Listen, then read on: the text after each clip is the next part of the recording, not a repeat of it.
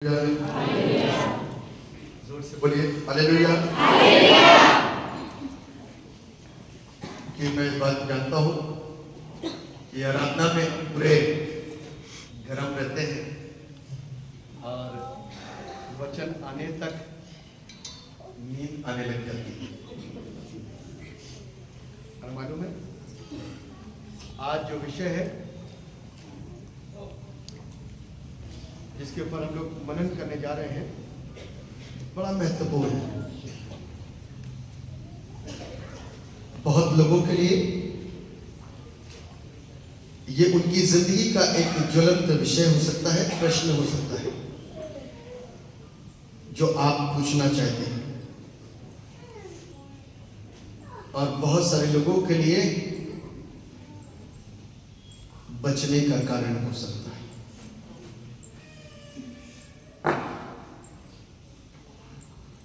इससे पहले कि हम लोग वचन में आगे बढ़े, मैं उन हिस्सों की पुनरावृत्ति करूंगा जो आरंभ में पढ़े गए थे। पहला हिस्सा पढ़ा गया था यशायाह 42 1 से 8, और दूसरा हिस्सा जो पढ़ा गया था वो था मरकुस रचित सुसमाचार उसका पहला अध्याय और उसके 4 पद से लेकर के 11 पद तक, और तीसरा हिस्सा जो उत्तरवादी पाठ के रूप में पढ़ा गया वो था भजन संहिता उसका दूसरा अध्याय। इनसे संबंधित जो आज का थीम है वो कुछ इस प्रकार से है। एट जीसस बैप्टिज्म, है ना, at his baptism Jesus is revealed as son of God. बपतिस्मे के वक्त पर यह प्रकट हुआ कि यीशु परमेश्वर का पुत्र है। बपतिस्मे के समय इस बात का प्रकटीकरण हुआ कि यीशु परमेश्वर पुत्र है। इस विषय के ऊपर आज हम और आप मनन करेंगे। 2 विषय इसके अंदर कि he is sun of God, परमेश्वर का पुत्र है, और उससे पूर्व कब प्रकटीकरण हो रहा है? जब यीशु का बपतिस्मा हो रहा है। इससे पहले कि हम लोग इस पर मनन करेंगे, हम अपनी आंखों को बंद करें और दुआ में एक साथ चलें। परमेश्वर पिता, आपसे प्रार्थना करते हैं, हमें पवित्र आत्मा की जरूरत और आवश्यकता है, क्योंकि आज जिस ज्वलंत और गहरे विषय के ऊपर हम बात करना मांग रहे हैं, इसमें अपनी बुद्धि लगा सकते हैं, लेकिन हमें आपकी मर्जी और आपकी पवित्र आत्मा की आवश्यकता है, ताकि प्रभु इसमें होकर के और पवित्र आत्मा की अगुवाई में होते हुए इस विषय को हम अपने मुंह से निकलने वाले हर एक शब्द को पूरी रीति से हम सबकी जिंदगी के लिए, हमारी जिंदगी की अनिवार्य आवश्यकता समझते हुए और इसके ज्ञान को गहराई से सीखते हुए इसको जाने, ताकि हम आनंदित और आशीषित होकर के आज यहां से जाएं। आप दया करेंगे, हम वचन को सीखेंगे, क्योंकि प्रभु हम बहुत दूर दूर से आते हैं और हमें आपकी जरूरत है। यदि हम अपने साथ यीशु को लेकर के नहीं जा रहे हैं तो हमारा यहां आना व्यर्थ होगा। इसलिए हम चाहते हैं कि अपने साथ अपने परमेश्वर को लेकर के जाएं। आप दया करेंगे तो हम आशीष पाएंगे। अपनी करुणा और अपनी दया हम सबके ऊपर उड़ेगी और हम सबको ब्लेस करें। यीशु मसीह के नाम से मांगते हैं, आमीन।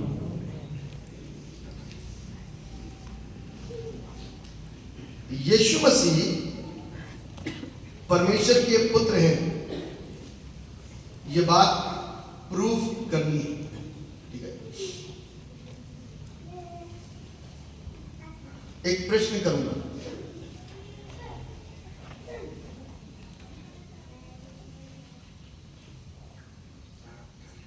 यहां पर बहुत सारे बच्चे बैठे हैं और ये छोटी बच्ची जो टोपी लगाई है गुलाबी कलर की और नीले रंग की, इनमें से किसकी बच्ची है? अरे आप क्यों बता, जिसकी बच्ची है वो बोलेगा जी, किसकी बच्ची है? देखो बाप भी प्रूफ कर रहा है, माँ भी प्रूफ कर रही है, बैठ जाओ। इससे क्या पता चला? इनकी बच्ची है। आमीन। समझ में? आप में से कोई बोल सकता है मेरी बच्ची है? कोई नहीं बोले, कोई बोले नहीं, बोलेंगे वो इशारा भिखारी जानती क्या कहते हैं इनकी है, वो बोलने नहीं। जब प्रॉपर खड़ी तो समझ में आया कि हाँ जी मेरी बच्ची है। ये प्रूफ है, और इस प्रूफ को किसने दिया? इस बच्ची के माँ बाप। प्रूफ की जरूरत पड़ती है, ध्यान से सुनिएगा। बहुतों के ये प्रश्न होंगे कि यीशु धरती पर आ गए, कुंवारी से जन्मे, अब परमेश्वर कहते हैं कि मेरे पुत्र हैं। बड़े प्रश्न हैं ये, बहुतों के हो सकते हैं। यीशु मसीह, मैंने कई बार बताया कि वो कौन है? परमेश्वर के मुख से निकला हुआ वचन। इसलिए बाइबल में लिखा है आदि में वचन था, वचन परमेश्वर के साथ था और वचन ही। इसीलिए लिखा हुआ है कि गहरे जल के ऊपर परमेश्वर का आत्मा मंडराता था और परमेश्वर जो बोलता गया,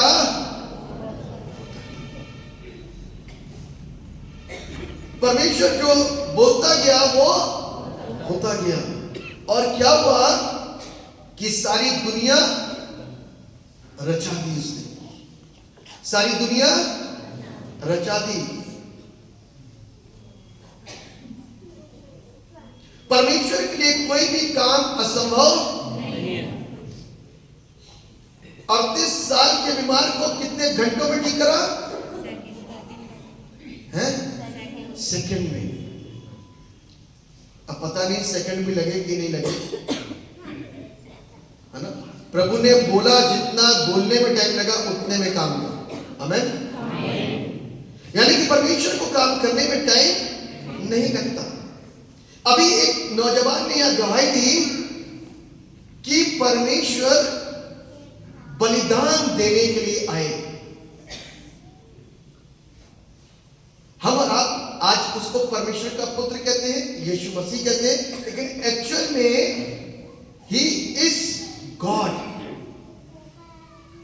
क्योंकि अभी एक और बात बताई गई कि जो बलिदान प्रभु यीशु के द्वारा दिया गया,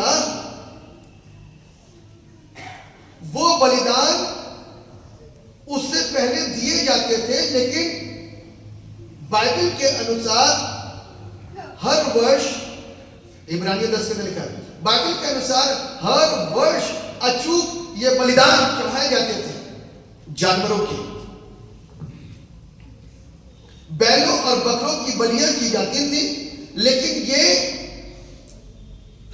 संतुष्ट करने वाली बलियां नहीं थी। यदि हम और आप बाइबल को पढ़ते हैं ना, तो इस बात को ध्यान रखिएगा, बलि सिर्फ इसलिए होती थी कि खून के अंदर की अशुद्धता को खून ही शुद्ध कर सकता है, इसीलिए खून का चढ़ावा होता था। समझ आ रहा है? जितनों को समझ नहीं आ रहा हाथ ऊंचा कर सकता है। तन से आए हो, मन से भी आ जाओ, है ना? ध्यान जरा सा भी डाइवर्ट हुआ ना तो हम जहां पर हालेलुया बोलना नहीं होगा वहां पर हालेलुया पे हाथ उठा के खड़ा किया। इसलिए ध्यान केंद्रित करो कि चूक ना हो जाए। ये चूक होने से ना गड़बड़ियां हो जाती हैं। चूक होने से गड़बड़ियां हो जाती हैं। और बाइबल कहती है चूक काहे में होती है? बाइबल क्या कहती है? चूक किस चीज में होती है? शिक्षा के अभाव में। काहे में होती है? इसलिए बाइबल कहती है कि ज्ञान ना होने की वजह से मेरी प्रजा क्या हुई? तो इसलिए हम नाश ना हो। तन से तो आए हैं, मन से भी आ जाएंगे, तो शायद चूक नहीं होगी और हम सटीक ज्ञान को सीखने पाएंगे। आमीन। क्योंकि जिस विषय के ऊपर मैं बात कर रहा हूं आप लोगों के साथ में, ये इतना सटीक है कि आप इसको याद करने की कोशिश करोगे तो भूल भी सकते हो कैसे था। आप उसको उसके कॉन्सेप्ट को क्लियर करना, आपको याद नहीं करना, ये कॉन्सेप्ट क्लियर करना। जो पढ़ाई करते वक्त अपने पढ़ाई के कॉन्सेप्ट को क्लियर करते ना, उसको याद करने में कोई दिक्कत नहीं होती। कॉन्सेप्ट क्लियर कर। तो मैंने आपको बताया कि पुरुषों को पूछो जरा, जो पहले बलिदान हुआ करते थे, है ना, जो बलिदान पहले हुआ करते थे वो क्यों होते थे? कोई नाक के लिए बलिदान करता था, कान के लिए बलिदान करता था, काहे के लिए करता था? उनको खुद नहीं पता। एक्चुअल में पूछो तो उनको खुद नहीं पता। पाप तो मालूम है, और यदि हाथ से खून हो गया तो हाथ के लिए बलिदान होना चाहिए ना। कभी कहीं पर भी ऐसी ज्ञान की बात किसी ने नहीं सिखाई कि हाथ के लिए आज बलिदान दिया गया, कान के लिए आज बलिदान दिया गया। उसने कहा ये पूरे शरीर के पापों के लिए बलिदान दिया गया। पाप आता कहां से है? पाप आता कहां से है? ये मन तो यीशु मसीह का भी था, पाप क्यों नहीं आया? क्योंकि वो परमेश्वर है, क्योंकि वो शुद्ध है। आज उसके बाद में जब पौलुस बदल गया तो पाप क्यों नहीं आया? ये मन तो उसके पास भी था ना, पाप क्यों नहीं आया? मन नया हो जाता है, मन नया हो गया। और एक खून जो है ना अंदर जो धाराओं में चल रहा है, उस खून के अंदर शुद्धता आ गई। बलिदान खून का होता है। ये खून शुद्ध हो जाएगा जिस दिन यीशु मसीह ने रक्त बहाया ना, ताकि ये रक्त सही हो, कि ये चेहरा, ये मुखौटा सही हो, रक्त सही, अंदर का सिस्टम सही, रक्त सही, तो बीमारियां नहीं रहेंगी। वरना लोग कहते हैं ब्लड कैंसर हो गया, ब्लड शुगर हो गई, ब्लड में ऐसी दिक्कत आ गई, ब्लड में इंफेक्शन आ गया। क्यों? क्योंकि ब्लड से सारा सिस्टम अस्त व्यस्त हो जाता है ना। ब्लड से सारा सिस्टम क्या होता है?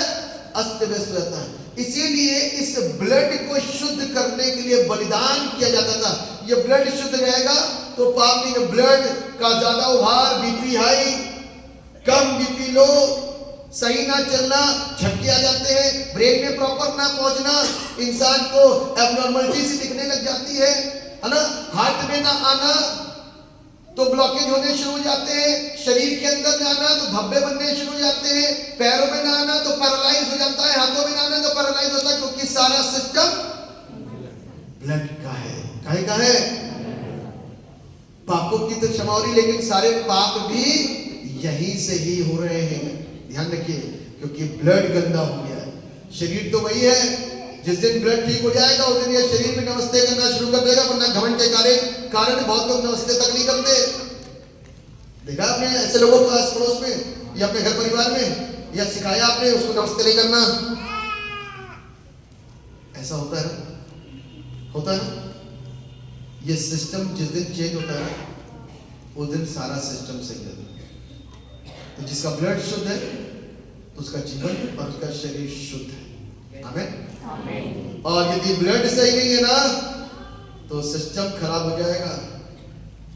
इसीलिए प्रभु यीशु मसीह ने ब्लड बहाया। क्या करा? क्योंकि बैल और बकरे जो ब्लड फेंक रहे थे ना, मर तो रहे थे लेकिन उनके अंदर जान नहीं थी। उनके अंदर शुद्धता नहीं थी,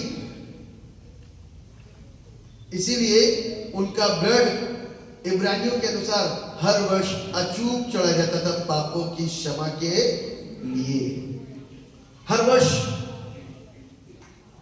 लेकिन उस नौजवान ने कहा, भाई ना, यीशु मसीह के एक बार बलिदान दिए जाने के द्वारा आज हमको कोई भी बलिदान की जरूरत नहीं है। आमीन। इसको बोलते हैं सिद्ध ज्ञान, इसको बोलते हैं सिद्धता, इसको बोलते हैं सिद्ध सैक्रिफाइस। इसके बाद कोई नहीं है, उसका कोई तोड़ी नहीं है। अब सीधे सारी चीजें कहां पर निर्धारित हो गई? कर्म के ऊपर, काय के ऊपर? हमको पता चल गया प्रभु यीशु मसीह ने मेरे और आपके लिए लहू बहा दिया, हम उसके पास आ गए, हमारे गुनाहों को उठा करके ले गया, हमको आजाद कर दिया। अब हमको और आपको उसके बताए हुए मार्ग पर चलने की जरूरत और आवश्यकता है। उसने जो शिक्षा हमको दी, उस शिक्षा को मानने की जरूरत है। वो तो 38 साल का था, 58, 48, 78, 88, 98 साल पुराने भी बीमार पड़े हुए हैं। आप कहोगे मोबाइल बंद कर लीजिए अपने, जिसके मोबाइल चालू है।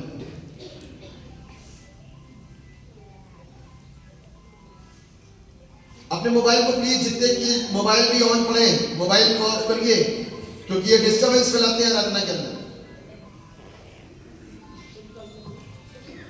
तो जिस चीज को मैं बता रहा हूं आपको याद कर लोगे। 38 वर्ष का तो वो बीमार था। आप सोचो जरा, 38 वर्ष का बीमार छोटा मोटा बीमार था, बड़ा बीमार था। क्यों बड़ी बीमार थी? क्योंकि उसके पास में अपना कोई था ही नहीं। दूसरी बात, उसके जाते जाते, उसके खिसकते खिसकते कोई दूसरा कुछ ज्यादा, मतलब कि शरीर इतना लाचार था कि वो उठ चल फिर नहीं सकता था, बीमार था वो। यीशु मसीह आ गया उसकी जिंदगी के पास। आमीन। यीशु मसीह उसकी जिंदगी के पास आकर के खड़ा, क्या तू चंगा होना चाहता है? हाँ प्रभु, कोशिश करता हूं, प्रयास करता हूं। प्रभु यीशु ने उसकी कोशिश और उसके प्रयास को देख करके उसको चंगा करने के लिए उसके पास आया। आमीन। क्योंकि उसकी मदद करने के लिए कोई उसका अपना नहीं, उसकी मदद करने के लिए कोई उसका पड़ोसी नहीं, उसकी मदद करने के लिए कोई वहां का कोई बंदा नहीं। इसलिए यीशु मसीह को 38 वर्ष से किए जा रहे प्रयास के ऊपर तरस आया, दया आई, और प्रभु यीशु मसीह स्वयं उसके पास आकर के कहते हैं, क्या तू चंगा होना चाहता है? तो उसने कहा, हाँ प्रभु, मैं चंगा होना चाहता हूं, लेकिन क्या करूं? मेरे पहुंचते पहुंचते कोई और पहुंच जाता है। आज हम कितने साल पुराने हो चुके हैं, बीमारी है। जो यीशु से जुड़ा नहीं वो बीमार है। जो यीशु के साथ और यीशु के द्वारा चंगा नहीं किया गया है, वो बीमार है।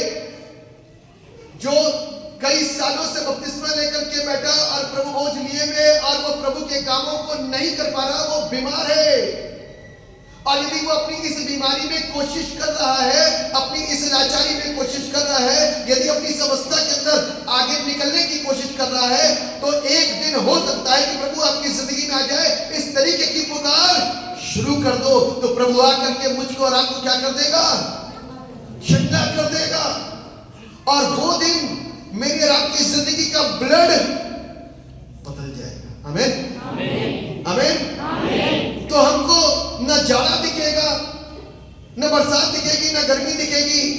हम और आप दौड़ते हुए परमेश्वर के भवन में हर स्थिति में आ जाएंगे। आमीन। क्योंकि ब्लड चेंज हो गया। अभी तक का ब्लड कैसा था? ठंडा था। छोड़ो, क्या करेंगे जाकर के। अभी तक का ब्लड कैसा था? पाप में डूबा हुआ था। छोड़ो, क्या करेंगे जाकर के। अभी तक का ब्लड हमको जोम नहीं मारता था, पंप नहीं मारता था, पैरालिसिस हो चुका था, क्या करना। अभी तक का ब्लड शून्य पड़ा हुआ था, कुछ भी बोल लो, हमें तो कुछ भी फर्क नहीं पड़ता। लेकिन जिस किसी के, मैं एक बड़ा अच्छा उदाहरण देना चाह रहा हूं आपको। फर्ज करिए, जो लोग, आप यहाँ बैठे थे ढेर सारे लोग, जो लोग चर्च को या परमेश्वर के वचन को बड़ी ऐसी दृष्टि से देखते हो, मजाक वाली दृष्टि से। यदि आपके परिवार के अंदर आपकी बेटी आपका बेटा, आपकी माँ और आपके बाप को पवित्र आत्मा का अभिषेक मिल गया तो क्या करोगे? तब कौन सी दृष्टि से देखोगे? तब कौन सी दृष्टि से देखोगे भाई? किसका मजाक उड़ाओगे फिर? परमेश्वर का। क्योंकि ये मजाक परमेश्वर के वचन के साथ में आप परमेश्वर के वचन का मजाक उड़ा रहे, मेरा नहीं उड़ा रहे। ये परमेश्वर के वचन का मजाक है। परमेश्वर का वचन कौन है? स्वयं प्रभु यीशु। जिस यीशु के नाम से हाथ उठा करके हम दुआएं करते हैं, उस यीशु का मजाक उड़ाते हैं। और यदि वही यीशु पवित्र आत्मा की सामर्थ में आपके जीवन के अंदर, आपके बेटे बेटी, बाप और माँ के अंदर आ गया, तो क्या करोगे? ठुकरा दोगे? अपने माँ का मजाक उड़ाओगे? अपने बाप का मजाक उड़ाओगे? ए, कल तक तो जाता नहीं था, पी के पढ़ा रहता था, आज चर्च वाला बन गया, ऐसे करोगे? हालेलुया। बोल सकते हो आप? बोल सकते हो जोर से? तो ध्यान रखिएगा कि हमको और आपको इस बात को ध्यान रखना है कि परमेश्वर कभी भी किसी की भी जिंदगी को बदल सकता है। आमीन। परमेश्वर के लिए 1 सेकंड का समय है। आप बस नियत को शुद्ध रखना, परमेश्वर उसी समय आएगा।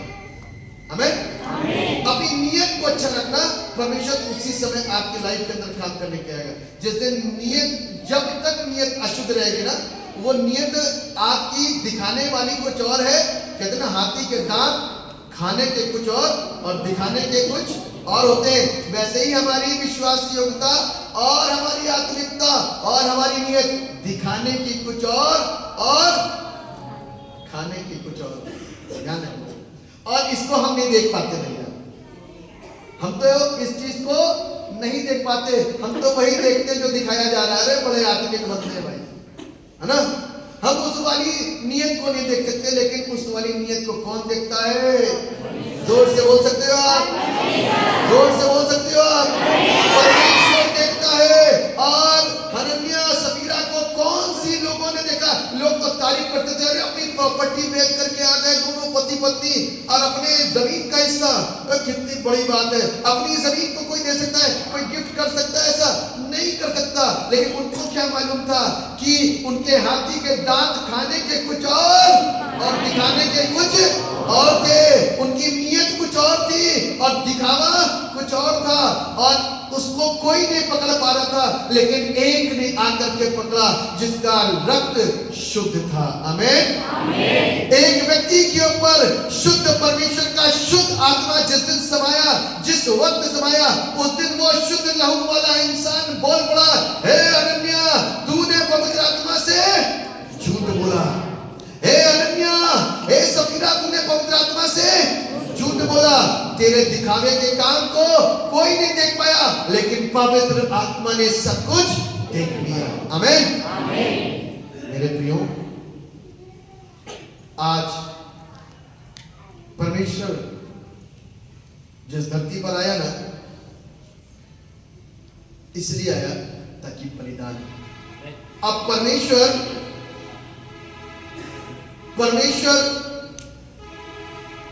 कैसे आ सकता था धरती पर? कोई इसका तरीका बताइए, कैसे आ सकता था धरती पर? कोई और तरीका, कुंवारी से जन्म के अलावा कोई और तरीका बताइए, कैसे आ सकता था परमेश्वर? कोई और तरीका आपके दिमाग में आ रहा हो? कोई भी तरीका आपके दिमाग में आ रहा हो? परमेश्वर धरती पर इस तरीके के अलावा, जो जन्म का तरीका था, उसके अलावा कोई और तरीके से परमेश्वर इस धरती पर आ सकता था? अरे कुछ तो बता दीजिए। इतने ज्ञानवान लोग बैठे हैं, किसी भी रूप में। कैसा रूप? कैसा रूप बताइए। चलिए, कोई बात नहीं।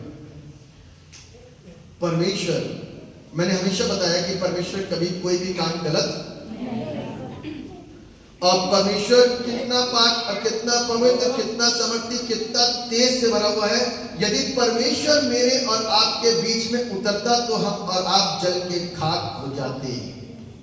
हम पृथ्वी के ठहरे और वो आसमान का ठहरा।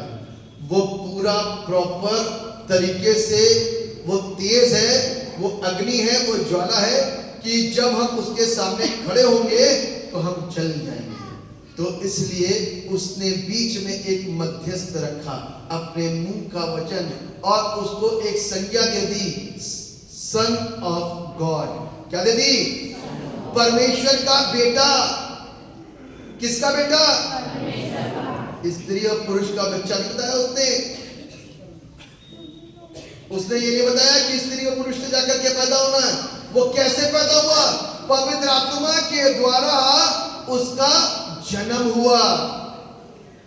और ये बात किसको पता थी? जिब्राइल को। और किसको पता थी? मरियम और यूसुफ को। और बाकी की सारी दुनिया आज तक क्या बोलती है? उल्टा सीधा गड़बड़ सड़बड़ बोलती नहीं बोलती है। लेकिन बहुत सारे विश्वासी क्या बोलते हैं? जो प्रभु ने करा वो सत्य था। जब मरियम ने बोली संसार की स्त्री होने के नाते कि मुझे तेरे वचन के अनुसार हो, तो आज हम और आप जो विश्वास करते हैं इसमें कभी संदेह मत करना कि यीशु का जन्म क्या ऐसे हो सकता है। तो हाँ, पवित्र आत्मा है वो। और वो पवित्र आत्मा कहां आया? मरियम के गर्भ में समा करके एक पुत्र का जन्म हुआ। वो पवित्र आत्मा की सामर्थ के द्वारा गर्भ में आकर के वो क्या हुआ? एक दिन समय पूरा होने पर वो पैदा हो गया। और जब वो पैदा हुआ तो परमेश्वर का पुत्र कहलाया। बाइबल कहती गणनीय आकर के बातें करते चले गए, मजूसी भी आकर के देख करके चले गए, और मरियम अपने मन में सारी बातों को सोचती रही, सब समझ रही थी। कौन है ये? एक छोटा सा बालक। कौन है? परमेश्वर पुत्र। कौन है? परमेश्वर पुत्र। तो इसलिए अब इस बात को कभी कोई प्रश्न करे तो मत कहना कि उसकी मां कहां है। कई बार लोग उल्टा सवाल करते हैं, उसकी मां कहां है ना? तो आप इस बात को बता सकते हो कि परमेश्वर है, उसका ना तो आदि है और ना कोई अंत है। आप बीच में लोगों को भेजोगे ना, स्वर्ग से जो आएगा वो परमेश्वर है, और स्वर्ग के बगैर जो आएगा वो इंसान है। ध्यान से सुनिएगा, स्वर्ग के, ध्यान से सुनिएगा इसको, स्वर्ग से जो आएगा वो परमेश्वर है। और स्वर्ग से कौन आया? यीशु मसीह। स्वर्ग के बगैर जो आया वो कौन है? कौन? जैसे राजा लोग, आप उनको ईश्वर का दर्जा दे सकते हो, उनको अवतारों का दर्जा दे सकते हो, बहुतों ने दे रखा है।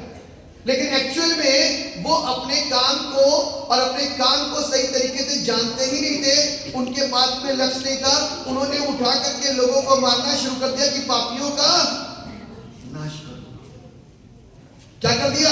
पापियों को मारना शुरू कर दिया। पापियों का इस तरीके से खात्मा हो जाएगा। और बाइबल इस बात को कहती है कि सबने पाप किया।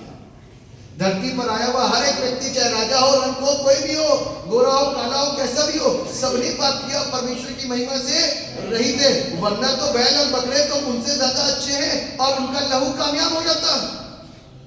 लेकिन शुद्ध परमेश्वर का लहू ही कामयाब था, क्योंकि वही शुद्ध और वही पवित्र और वही जीवन दे सकता है। आमीन। इसीलिए परमेश्वर पुत्र इस धरती पर आ गया। और बाइबल एक बात को सिखाती है। अब हम लोग अपने मुद्दे पर आएंगे और बहुत जल्द मैं उन सारी चीजों को खत्म करने की कोशिश करूंगा। बपतिस्मा लोगों का एक बड़ा प्रश्न है। बपतिस्मा लोगों का एक बड़ा प्रश्न है। मैं आपको बताना चाहता हूं कि आप बड़ी तेजी के साथ में बपतिस्मे के पीछे दौड़ते हैं, क्योंकि बपतिस्मा जब प्रचार किया जाता है तो आपको ऐसा लगता है कि भैया ये तो बिल्कुल अलग चीज है।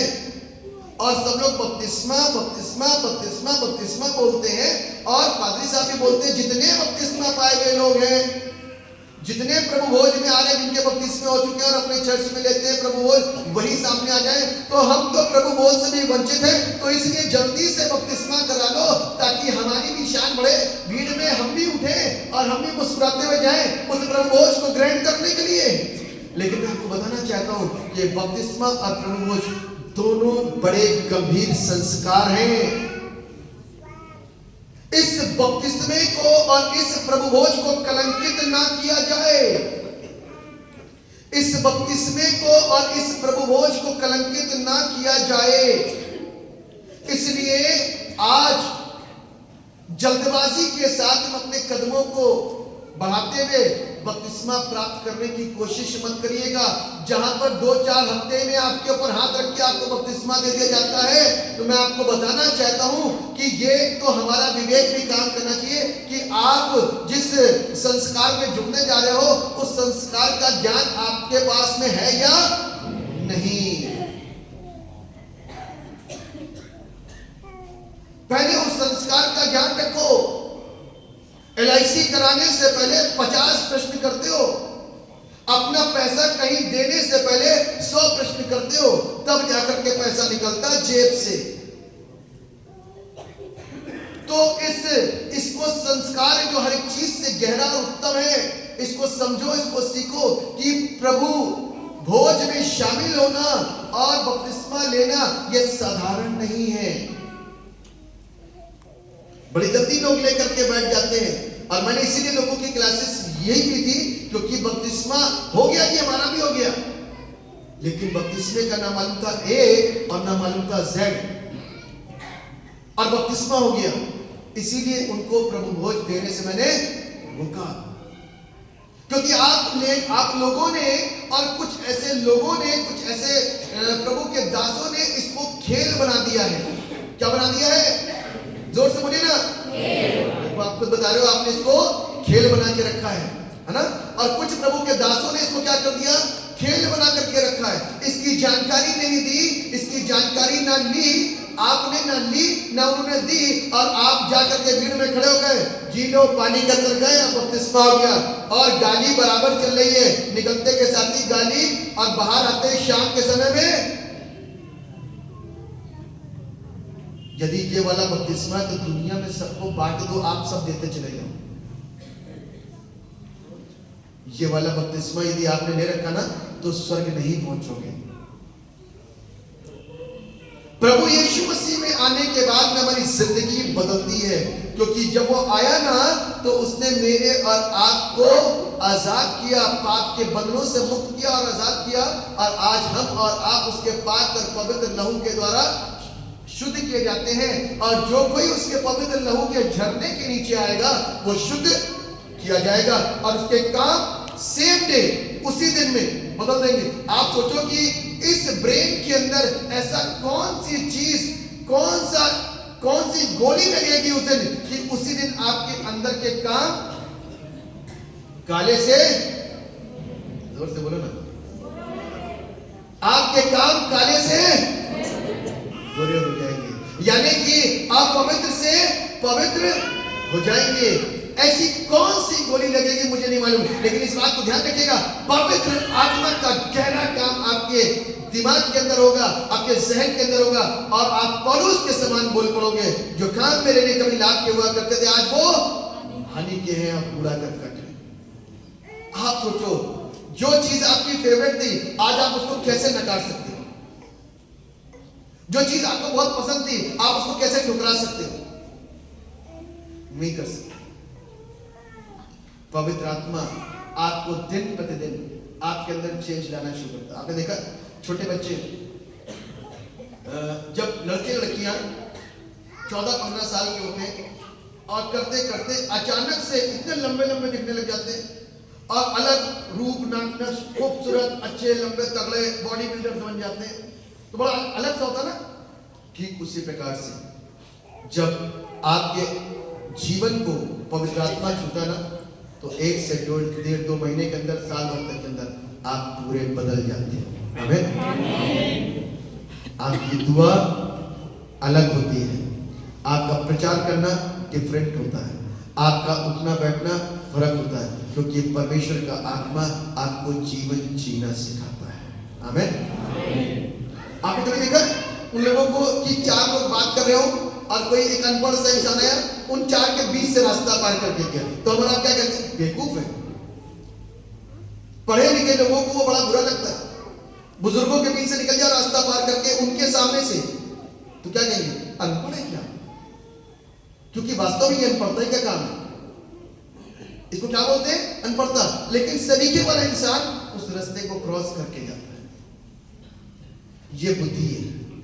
और जब हम पवित्र आत्मा के अभिषेक में बढ़ते हैं ना, तो हम बुद्धि भी प्राप्त करते हैं और हमको जीवन जीने का सही सलीका पता चल जाता है। मेरे प्रियो, इस बात को ध्यान रखिएगा कि बपतिस्मा फिट होने के लिए, चंगा होने के लिए, ये कोई एक्ट नहीं है कि आपकी बीमारी ठीक नहीं हो रही 4 साल से, तो आप कहें चलो भैया बपतिस्मा ही ले लो, एक बार चंगे हो जाएंगे। हैं? चलो भैया, हमारे अंदर घर की दरिद्रता दूर नहीं, चलो बपतिस्मा ही ले लो, एक बार ठीक हो जाएंगे। नहीं, बपतिस्मा कभी मत लीजिए ऐसे जिसमें कि आपको लगे कि मेरी आवश्यकता। बपतिस्मा तब लीजिए जब आपके जीवन के अंदर परमेश्वर का सामर्थ फोर्स करे। Now you are ready. तेरे काम बदल चुके, तेरी सोच बदल चुकी है, तेरा उठना बैठना बदल चुका, तेरा खाना पीना बदल चुका, तेरा रवैया, तेरा तौर तरीका सब बदल गया है। Now you are ready. Go and take baptism, go and take baptism, go and take baptism. तब आप अपने आप को मत रोकना, तब आप अपने आप को उस पवित्र सामर्थ को, उस बपतिस्मे को लेने से मत रुकना, क्योंकि आपको फोर्स किया जा रहा है पवित्र आत्मा की ओर से कि आप रेडी हो और अपने जीवन को पूरी रीति से, अभी तो तुमने पूरी रीति से समर्पित कर दिया है, अब क्या करो, पब्लिकली इसको शो करो कि now I am fully abide with Jesus and his teachings. हम पूरी तरीके से यीशु के साथ में जुड़ गए और उसकी शिक्षाओं के साथ में जुड़ गए और कभी भी उसको ना छोड़ेंगे और ना कभी भी त्यागेंगे। दिस इज एक्चुअल बैप्टिज्म, है ना। हमने और आपने बगैर मोटिव के बपतिस्मे ले लिए, तो आप इस बात को ध्यान रखना, 4 दिन के बाद में आप रपट जाओगे। क्या करोगे? 4 दिन के बाद में क्या होगे?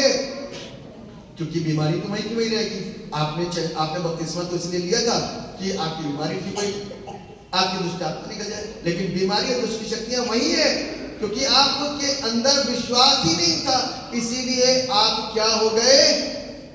बीमार के बीमार बने रहे। ना आप बपतिस्मे से पहले चंगे हो पाए और ना बपतिस्मे के बाद चंगे हो पाओगे, क्योंकि बगैर विश्वास के, बगैर फैसले के कुछ नहीं होने वाला। ध्यान रखना, बगैर विश्वास के और बगैर फैसले के कुछ नहीं होने वाला। बाइबल हमको इस बात बताती है, विश्वास कर फिर बपतिस्मा ले, तब तेरा उद्धार होगा।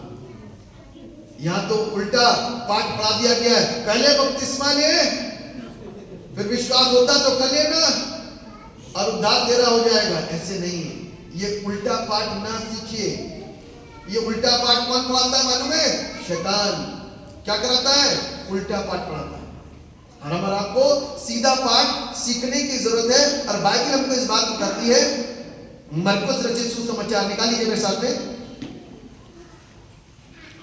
मरकुस रचित सुसमाचार और उसका 1 अध्याय और उसके 4 पद से कोई एक जन पढ़े। यूहन्ना आया, हाँ, जो जमकर बपतिस्मा देता, हाँ, और पापों की क्षमा के लिए, मन फिराव के लिए बपतिस्मा का प्रचार करता था। हाँ, सारे यहूदिया प्रदेश के और यरूशलेम के सब रहने वाले निकलकर उसके पास गए। बस ये आप जानते हैं, जॉन द बैप्टिस्ट के विषय में बातचीत की जा रही है। यूहन्ना बपतिस्मा दाता, यानी कि ये बपतिस्मे को देने में एक्सपर्ट था। क्या था? बपतिस्मा देता था। मन फिराओ, क्योंकि स्वर्ग का राज निकट आ चुका है। यानी कि स्वर्ग के राज में पहुंचने के लिए बपतिस्मा तब लिया जाए जब पहले मन फिराया जाए। आपने और हमको आधा सुनाया गया, स्वर्ग का राज बहुत निकट है, इसलिए बपतिस्मा ले लो। ये क्राइटेरिया नहीं है, क्राइटेरिया है कि पहले मन फिरा। स्वर्ग का राज निकट है ना, मन फिरा तब बपतिस्मा ले। और क्या कर रहा था? ये मन फिराओ का बपतिस्मा दे रहा था। ये मन तो फिर ही नहीं रहा है। ये तो सवेरे कुछ और करता है, शाम को कुछ और करता है ना। सवेरे धार्मिक हो जाता है रात में अधर्मी बन जाता है, सवेरे दूत, रात में बहुत समझदार है, ठीक है ना। तो ये वाला जो मन है ना, ये विचलित मन है, इसके अंदर एक रोग लगा हुआ है। तो उस रोग को प्रार्थना करके, परमेश्वर से मांग करके उस रोग को क्या करना है, हमको हटाना है, तब ये रोग हटेगा। परमेश्वर के कलाम को और परमेश्वर के वचन को और परमेश्वर के द्वारा निर्धारित किए गए इन संस्कारों को, इनको मजाक मत लीजिएगा। आप में से बहुतों के बपतिस्मे हो चुके हैं। मैं कल भी एक से पूछ रहा था, कल मैं किसी का प्रार्थना कर रहा था, पता चला कि जी इनका बपतिस्मा हो चुका है, इतने साल पहले हो गया। और देखिए भाजी साहब क्या हाल हो रही है, तो हाल तो बुरे होंगे, दुष्ट आत्मा तो पकड़ेगी, उठा के पटकेगी भी, हालात बुरे हो जाएंगे। कल की बात बता रहा हूं, 6 जनवरी कल था, और उनके लिए दुआ करें। और मैं हैरान हो रहा हूं कि बपतिस्मा पाए हुए चेहरे के ऊपर 12 बज रहे हैं, प्रभु भोज लेने वाले चेहरे के ऊपर 12 बज रहे हैं। वो कहीं से कहीं तक दिखाई नहीं दे रहा बपतिस्मा लेने वाला, क्योंकि बपतिस्मा लिया हुआ व्यक्ति एक विश्वासी होता है, उसके चेहरे से विश्वास नजर आता है, उसके कर्मों से अच्छी बातें नजर आती हैं, और वो लगता है क्या वो विश्वासी कोई, उसकी जिंदगी के ऊपर, उसके चेहरे के ऊपर तो 12 बज रहे थे। क्योंकि हम और आप ना भीड़ में जाके खड़े होते हैं, बपतिस्मा ले लेते हैं। ये कुछ सिखाने वालों की गलती है, और हम सब व्यक्तिगत लोगों की भी गलती है कि हम बड़ी जल्दी जाकर के बपतिस्मा ले लेते हैं। हमने इसको खेल समझ लिया। ध्यान रखिएगा, यदि आपको यहां से सिखाया जा रहा है तो दोषी मैं नहीं लूंगा, दोषी आप ही होंगे जो जल्दी से आकर के बपतिस्मा लेने की कोशिश करोगे। इसलिए बाइबल के अनुसार हमको और आपको सीखने की जरूरत है कि हमको और आपको क्या करना है, अपने मन को क्या करना है, पूरी रीति से बदलना है। क्योंकि जॉन द बैप्टिस्ट जो आया ना, वो परमेश्वर के मार्ग को सीधा करने के लिए, तैयार करने के लिए आया। क्या आया? परमेश्वर के मार्ग को सीधा करने के लिए, क्योंकि वो इस बात को कहता है कि मैं तो इस योग्य भी नहीं कि मैं उसके जूते के बंद भी खोल दूं। आप सोचो कि जॉन द बैप्टिस्ट प्रभु परमेश्वर को कितना सम्मान और कितनी महिमा दे रहा है। आज के सेवक यदि मिल जाए ना, आज के और आज के सेवकों पर जॉन द बैप्टिस्ट जैसा अभिषेक हो, तो वो अपना अपना अपना अपना अपना करते करते यीशु मसीह को कर देंगे साइड में, और खुद बन बैठेंगे परमेश्वर। लेकिन जॉन द बैप्टिस्ट को उसका लक्ष्य मालूम था, उसको उसकी ड्यूटी मालूम थी, उसको मालूम था कि उसको करना क्या है। और जॉन द बैप्टिस्ट ने क्या करा, अपने लक्ष्य पर स्थिर रहा और इस बात को पब्लिक में बोल दिया, मैं तो तुम्हें पानी से बपतिस्मा दे रहा हूं, लेकिन जो मेरे बाद में आने वाला है तुमको काहे से बपतिस्मा देगा, पवित्र आत्मा से बपतिस्मा देगा। वो तुमको पवित्र आत्मा से, पवित्र अग्नि से बपतिस्मा देगा, तुमको शुद्ध करेगा, तुमको पवित्र करेगा, और मैं उसके जूते के बंद खोलने के भी काबिल और योग्य नहीं हूं, मैं यहीं तक हूं, मन फिराओ। उसके लिए रास्ता बना रहे, क्योंकि जॉन द बैप्टिस्ट यीशु मसीह से 6 महीने बड़ा था, और वो एक तैयारी को यीशु मसीह के आने के वक्त में कर रहा था। दूसरी बात, पहली बात तो यह थी कि जॉन द बैप्टिस्ट यानी कि यूहन्ना बपतिस्मादाता परमेश्वर के मार्ग को तैयार कर रहा था। दूसरा पॉइंट है कि जॉन द बैप्टिस्ट जो था वो कभी भी परमेश्वर के काम के आगे रुकावट नहीं बना। क्या नहीं बना? रुकावट नहीं बना। आज की तारीख में लोग मालूम है थोड़ी सी कमी क्या रही कि मैंने आपको शुरुआत में बताई थी एक बात कि जो ऊपर से आता है, स्वर्ग से आता है, वो परमेश्वर है। जो स्वर्ग के बगल अगल बगल दाएं बाएं से आता है, बाइबल क्या कहती है, वो चोर डाकू इंसान है। क्योंकि परमेश्वर कहां से आ रहा है? द्वार से आ रहा है, स्वर्ग से आ रहा है। और इधर वाले जो पृथ्वी के कोई भी खड़े हो जाए, चाहे हम खड़े हो जाए, चाहे कितने भी प्रभु के दास लोग खड़े हो जाए, हम सब यदि सच्चाई के साथ में मर जाते हैं सेवा करके तो अच्छा है, और यदि अपने आप को महिमा देते रहेंगे और परमेश्वर के नाम को पीछे कर देंगे तो इस बात को ध्यान रखना कि हम और आप अपने नाम को ऊंचा करके गए, न कि प्रभु यीशु को और परमेश्वर पिता को महिमा दे करके गए।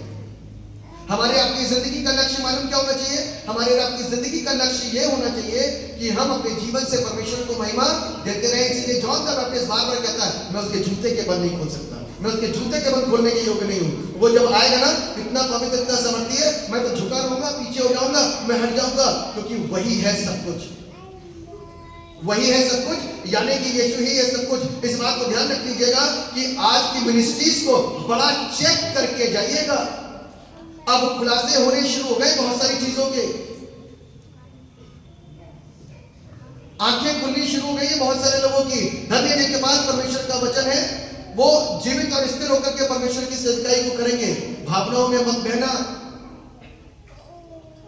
भावनाओं में मत बहना, परमेश्वर के वचन पर स्थिर रह करके परमेश्वर की सेवकाई को करना जरूरी है। इसीलिए बाइबल इस बात को कहती है कि ये कभी भी रुकावट नहीं बना, परंतु परमेश्वर के राज्य को क्या करता रहा? फैलाता ही रहा। मेरे साथ एक बात निकालिए, जो लूका रचित सुसमाचार का 3रा अध्याय और उसका 15वां पद। लूका 3:15 क्या लिखा हुआ है? जब लोग आस लगाए हुए थे और सब अपने अपने मन में यूहन्ना के विषय में विचार कर रहे थे कि क्या यही मसीह तो नहीं है, तो यूहन्ना ने उन सब से कहा, मैं तो तुम्हें पानी से बपतिस्मा देता हूँ, परंतु वह आने वाला है जो मुझसे शक्तिमान है, मैं तो इस योग्य भी नहीं कि उसके जूतों का बंद खोल सकूं। वह तुम्हें पवित्र आत्मा और आग से बपतिस्मा देगा।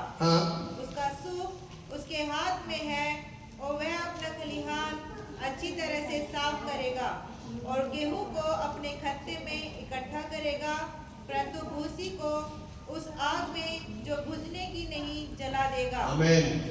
बता दिया उसने लोगों को। देखे ना, लोग ही इंसान को ईश्वर का दर्जा दे देते हैं। आप जैसे लोग एक साधारण से इंसान के मन के अंदर पाप पैदा करवा देते हैं।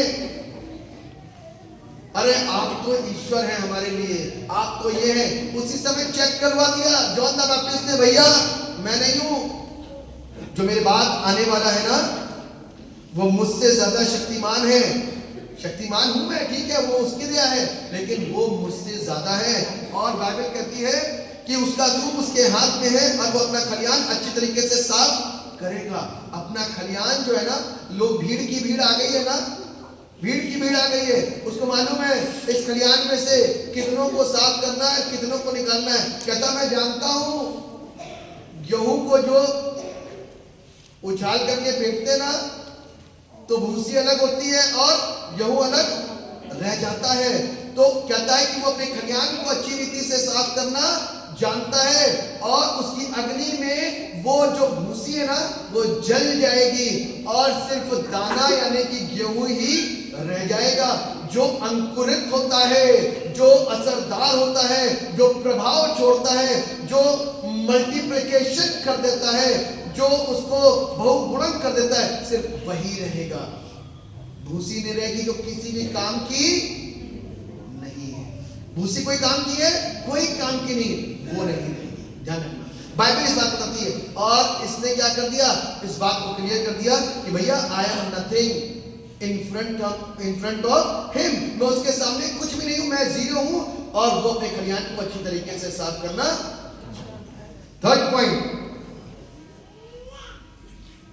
और जॉन द बैप्टिस्ट ने इस बात को रिवील करा कि यीशु ही परमेश्वर का बेटा है। क्या करा? कि यीशु ही परमेश्वर का बेटा है। सारे जगत में वो एक ज्योति है और वही अंधकार में चमकती है, लोगों को क्या करती है? प्रकाशित करती है। कल का संदेश ना, उठ प्रकाश मानो, देख तेरा प्रकाश। हर एक अंधकार भरी जिंदगी के अंदर परमेश्वर का वचन प्रकाश है। हर अंधकार भरी जिंदगी के अंदर परमेश्वर का वचन प्रकाश है, और जिसने अंधकार को अंधकार बता दिया वो परमेश्वर की ज्योति है। इसलिए बाइबल इस बात बताती है कि जब प्रभु यीशु मसीह का बपतिस्मा हो रहा था, जॉन इस बात बता रहा है, जब प्रभु यीशु मसीह का बपतिस्मा हो रहा था तब वहां पर इस बात को पूरी रीति से प्रकट किया गया। जैसे ही वो पानी से बाहर निकल कर के आया तो क्या हुआ? यह मेरा प्रिय। यूहन्ना बपतिस्मा दाता के लिए कभी कोई ऐसी आकाशवाणी हुई? एलिया के लिए कभी कोई ऐसी आकाशवाणी हुई? किसी और के लिए कोई आकाशवाणी हुई?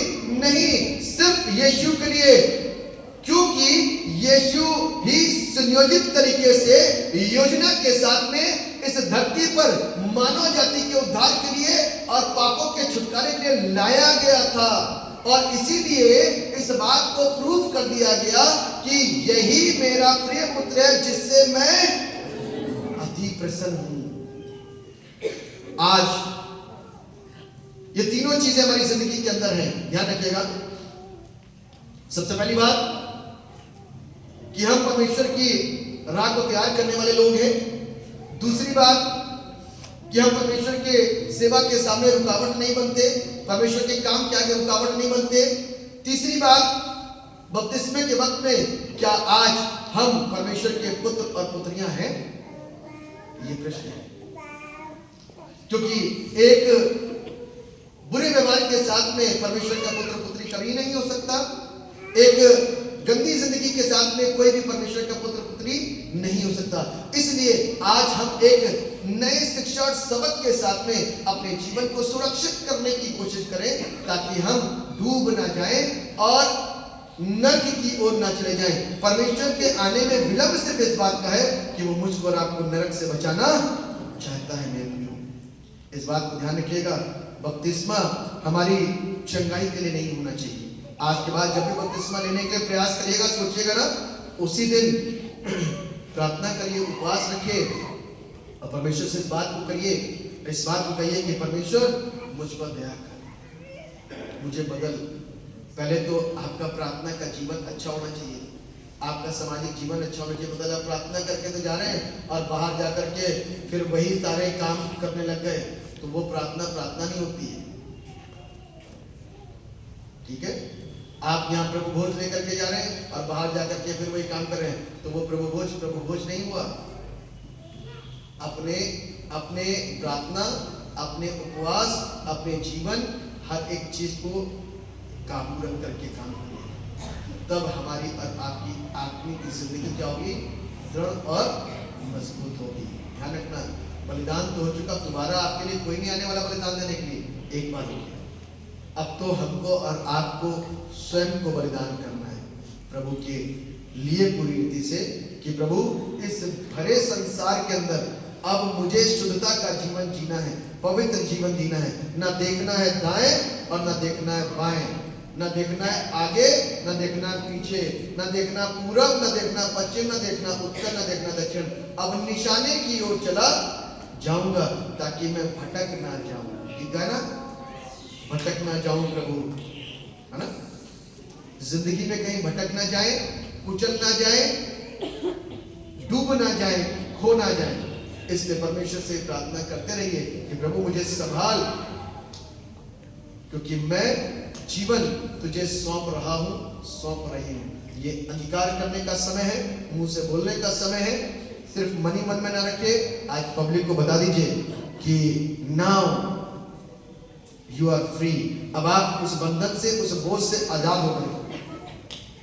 बोल सकते हैं आप पब्लिकली कि मैं आजाद हो गया हूं और अपने जीवन के फैसलों को लेना शुरू कर दें, तो हम आशीषित हो जाएंगे। आमीन, आशीषित हो जाएंगे। यदि आशीषित रहना है 9 वर्ष के अंदर, तो अपनी जिंदगी को परमेश्वर के चरणों में ला करके अच्छे जीवन को जीना शुरू करें। आइए हम सब अपनी आंखों को बंद करेंगे, दुआ करें। परमेश्वर पिता, आपसे प्रार्थना करते हैं अपनी दया और अपनी करुणा हम सब उपस्थित लोगों के ऊपर बनाइए और हम सबको ब्लेस करिए। ये वचन हमारे जीवन के अंदर घर करे, हमारी जिंदगी को बदले और हमको आशीष दे। अपने पाक लोगों के बारे में बातेगा और अपनी महिमा के इस्तेमाल करेगा।